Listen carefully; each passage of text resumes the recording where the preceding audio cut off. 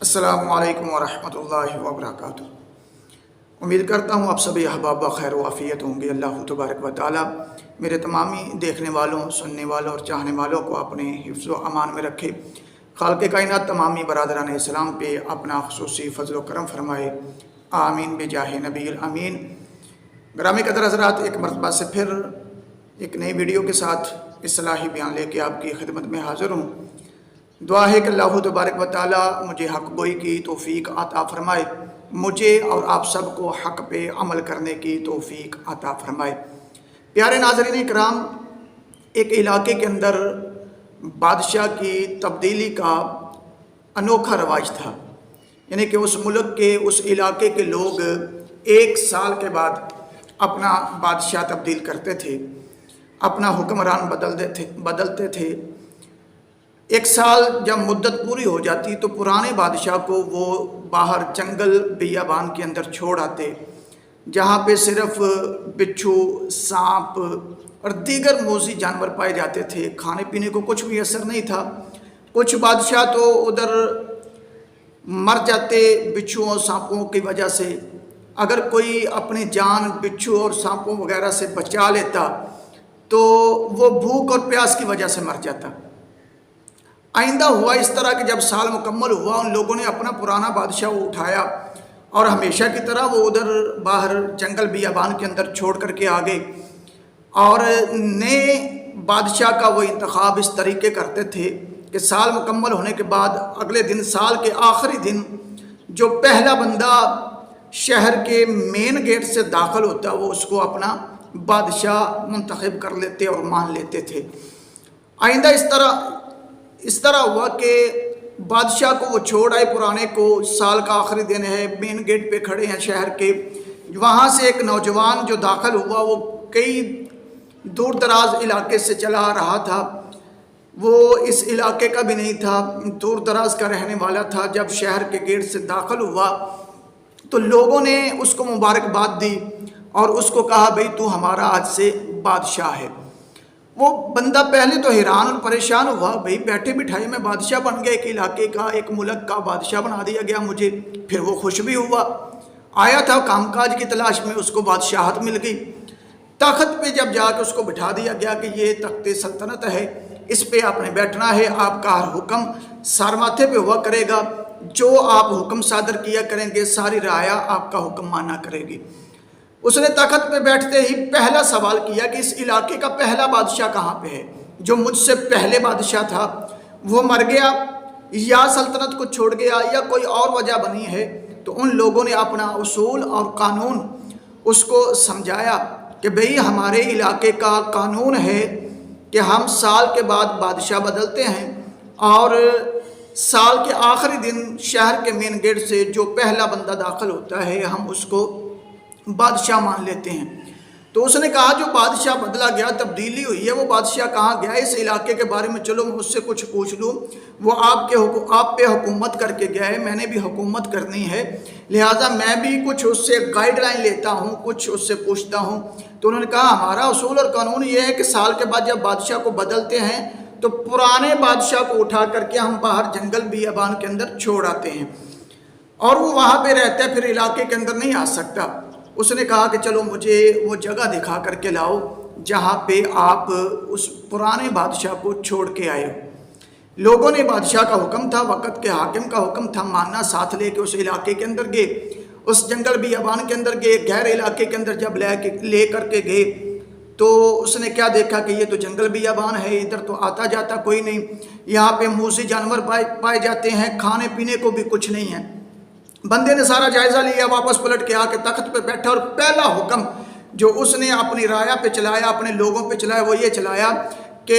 میرے محل سے لے کر اس علاقہ غیر تک ایک عالیشان روڈ بنا دیا جائے، عالیشان رستہ بنا دیا جائے، جس کے دائیں بائیں باغات ہوں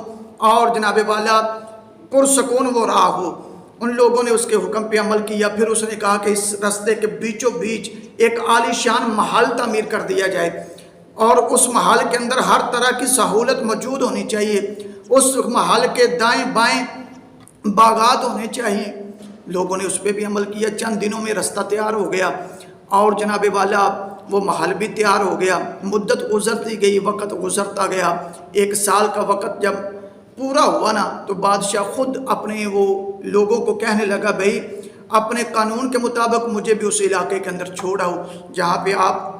پہلے اپنے پرانے بادشاہوں کو چھوڑ کے آتے تھے۔ تو لوگوں نے کہا بادشاہ سلامت، پہلے ہمیں جو بادشاہ ملے تھے نا وہ بے عقل تھے، وہ چند دن کی عیش و عطرت کی زندگی دیکھ کر کے، جبکہ ان کو معلوم بھی تھا کہ 1 سال کے لیے ہمیں حاکم بنایا گیا ہے، تو وہ 1 سال کی اس عیش و عطرت کی زندگی کے اندر مشغول ہو کر کے وہ اگلی اپنی آنے والی زندگی کو بھول جاتے تھے، اس کے لیے کچھ نہیں کرتے تھے۔ ہمیں پہلی بار ایک عقل مند حاکم ملا ہے جس نے اپنی اگلی زندگی کو آسان کرنے کے لیے سارا انتظام مکمل کر کے رکھا ہے، لہٰذا ہم آپ کو نہیں بدلیں گے، آپ جس قدر چاہیں جتنی دیر چاہیں ہمارے اوپر حکومت کر سکتے ہیں، ہم نے آپ کو ہمیشہ کے لیے اپنا بادشاہ مان لیا ہے۔ اس طرح وہ ایک عقل مند انسان چند دن کی عیش و عطرت کی زندگی کو علاوہ بھی اپنی اگلی زندگی کے لیے بھی کچھ کر گیا اور کچھ بنا گیا، اس نے اپنے آگے کی زندگی کا بھی سوچا۔ برادران اسلام، ہماری اس واقعہ کے اندر اگر غور کی جائے تو ہمارے لیے بہت بڑا سبق ہے۔ اس ملک اور علاقے سے مراد یہ دنیا ہے اور نئے بادشاہ سے مراد میں اور آپ سب ہیں، اور اگلے وہ جو علاقہ غیر ہے جہاں پرانے بادشاہ کو چھوڑ کے آتے ہیں اس سے مراد قبرستان ہے۔ ہم بھی یہاں محدود مدت کے لیے آئے ہیں، کوئی 10 سال، کوئی 15 سال، کوئی 20 سال، کوئی 30 سال، کوئی 40 سال، کوئی 50 سال، کوئی 60 سال، کوئی 70 سال، اسی طرح 100 سال، 200 سال، جتنی بھی اللہ تعالیٰ نے عمر لکھی ہے اس رایا کے اندر ہم نے اس دنیا کے اندر اتنی دیر ہی رہنا ہے۔ آخر لوگوں نے ہمیں بھی اٹھا کر کے علاقہ غیر میں چھوڑ آنا ہے جہاں پہ جنگل بیابان ہے، بچھو ہیں، سانپ ہیں، کھانے پینے کو کچھ نہیں ہے، اور جناب والا تنگ و تاریک ایک کوٹری مل جائے گی قبر کی صورت کے اندر، وہاں پہ ہم نے رہنا ہے۔ کیا ہم نے کبھی سوچا کہ ہم دنیا کی عیش و عطرت کے اندر اتنے مشغول ہو گئے ہیں، اتنے مست ہو گئے ہیں کہ ہم اپنی اگلی زندگی کو بھول چکے ہیں؟ ہم نے کیا تیاری کی ہے جو آسانی کے ساتھ وہاں جا کے رہ سکیں؟ کیا ہم نے وہاں اپنے لیے کوئی باغات لگوا لیے ہیں؟ کیا وہاں ہم نے اپنے لیے کوئی اچھا محل تیار کروا لیا ہے؟ کیسا اچھا محل؟ اگر اللہ تبارک و تعالیٰ کی ہم عبادت و ریاضات کریں، اپنے خالق و مالک کی بارگاہ کی طرف مرغوب ہو جائیں، اپنے رب باری تعالیٰ کی بارگاہ کی طرف رجوع کریں، اللہ کی عبادت و ریاضت کریں، اس دنیا میں رہتے ہوئے اچھے کام کریں گے، تو جب لوگ ہمیں وہاں چھوڑ کے آئیں گے علاقہ غیر کے اندر، جب یہاں ہماری مدت پوری ہو جائے گی تو لوگ ہمیں وہ علاقہ غیر کے اندر جب چھوڑ کے آئیں گے نا تو ہمارے اعمال کے سبب ہماری قبر کہ اندر اللہ تبارک و تعالی ہمیں سکون عطا فرمائے گا، باغات بھی نظر آئیں گے، ایک محل نمار قبر بھی ہمیں نظر آئے گی، وہ جو طریق و تند جو جناب والا کوٹری ہوگی اس کے اندر روشنی بھی ہوگی۔ تو آئیے برادران اسلام آج ایک تہیہ کریں کہ ہم نے ہمیشہ یہاں نہیں بیٹھے رہنا، یہ جہان چھوڑ کے جانا ہے، اگلی زندگی کے لیے بھی کوئی تیاری کریں، کثرت کے ساتھ عبادات و ریاضت کریں، 5 وقت کی نماز باجماعت ادا کریں، اپنے خدا اور اس کے رسول صلی اللہ علیہ وآلہ وسلم کو راضی کرنے کی کوشش کریں۔ اللہ راضی ہو گیا